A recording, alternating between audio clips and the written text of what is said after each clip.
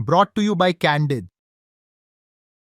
Candid dusting powder, 4 skin problems का एक expert solution. Candid dusting powder, हटा खुजली, लगा कैंडिड। ये गलत है। यूपी में ये सब हो क्या रहा है? हर दिन सिविल मामलों को क्रिमिनल केस में बदल दिया जा रहा है। ये बिल्कुल ठीक नहीं है। ये पूरी तरह कानून के शासन को तोड़ना है। पूरे कोर्टरूम में सन्नाटा छा गया जब chief justice of India Sanjeev Khanna ने गर्म लहजे में ये शब्द कहे। सीजेआई ने यूपी सरकार और खास तौर पर यूपी की पुलिस को डांट लगा दी। साथ में सुप्रीम कोर्ट ने यूपी पुलिस के सबसे बड़े अधिकारी डीजीपी को भी 2 हफ्तों के अंदर कोर्ट में एफिडेविट दायर करने को कहा है। क्या है पूरा मामला और सुप्रीम कोर्ट इतना नाराज क्यों हुआ, सब कुछ आपको सिलसिलेवार रूप से बताते हैं। लाइव लॉ की एक रिपोर्ट के मुताबिक 7 अप्रैल को सीजेआई संजीव खन्ना, जस्टिस संजय कुमार और जस्टिस केवी विश्वनाथन की बेंच एक याचिका पर सुनवाई कर रही थी। इस याचिका में एक एफआईआर को रद्द करने की मांग की गई है। एफआईआर में शिकायतकर्ता ने आरोप लगाया था कि याचिकाकर्ता ने उसके पैसे लौटाने से मना कर दिया, जिसकी बिना पर क्रिमिनल ब्रीच ऑफ ट्रस्ट यानी विश्वासघात, क्रिमिनल इंटिमिडेशन यानी धमकी देना और क्रिमिनल कॉन्स्पिरेसी यानी षड्यंत्र जैसे आरोप लगाए गए। जिस व्यक्ति ने सुप्रीम कोर्ट का दरवाजा खटखटाया उस पर चेक बाउंस होने का केस भी चल रहा है। ये केस नेगोशिएबल इंस्ट्रूमेंट्स एक्ट यानी एनआई एक्ट की धारा 138 के तहत आता है। ये धारा कहती है कि अगर कोई चेक बाउंस हो जाए और पैसे समय पर ना लौटाए जाएं तो उसे कानून के तहत अपराध माना जाएगा। मगर कोर्ट को समझ आया कि यह मामला कोई आपराधिक यानी क्रिमिनल मामला नहीं है, बल्कि एक सिविल लेन देन का मामला है जो फाइनेंशियल ट्रांजैक्शन से जुड़ा है।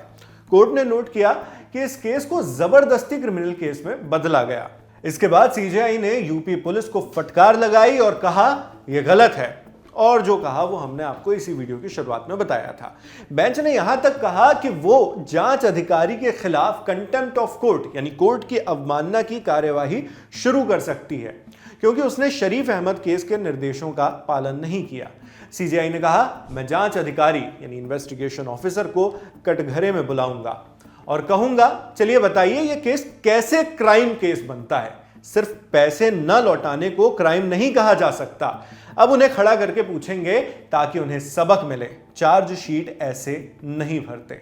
जब यूपी सरकार के वकील ने कहा कि याचिकाकर्ता ने हाईकोर्ट में एफआईआर को रद्द कराने की मांग नहीं रखी थी, तो सीजेआई ने इस दलील को ज्यादा तवज्जो नहीं दी। सीजेआई बोले यह अजीब है कि यूपी में यह हर दिन हो रहा है। वकील भूल गए हैं कि सिविल कोर्ट भी कुछ होता है। मैं डीजीपी से कहने वाला हूं कि वो इसमें इनिशिएटिव लें। ये एकदम गलत हो रहा है, इसे लागू करना ही होगा। इसके बाद यूपी सरकार के वकील ने पास ओवर मांगा यानी केस की तारीख आगे बढ़ाने को कहा। तो नाराज होकर सीजेआई जवाब में कहते हैं अब हम डीजीपी से हलफनामा लेंगे और अगर इसमें पालन नहीं होता है तो किसी और पर नहीं बल्कि पुलिस पर ही कॉस्ट लगाया जाएगा। केस के ऑर्डर में कहा गया डीजीपी और केस के जांच अधिकारी को हलफनामा दाखिल करना होगा जिसमें शरीफ अहमद केस के डायरेक्शन के पालन की जानकारी दी जाए। यह हलफनामा 2 हफ्तों के अंदर दायर किया जाए, तब तक ट्रायल कोर्ट की कार्यवाही रोकी जाती है।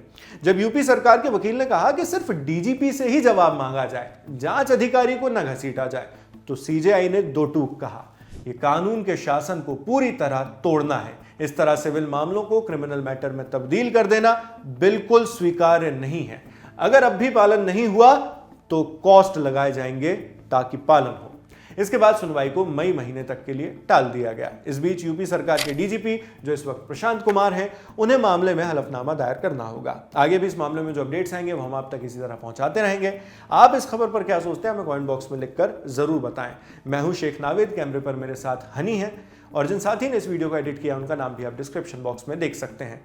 देश और दुनिया की खबरों के लिए आप बने रहिए दी लल्लन टॉप के साथ। शुक्रिया।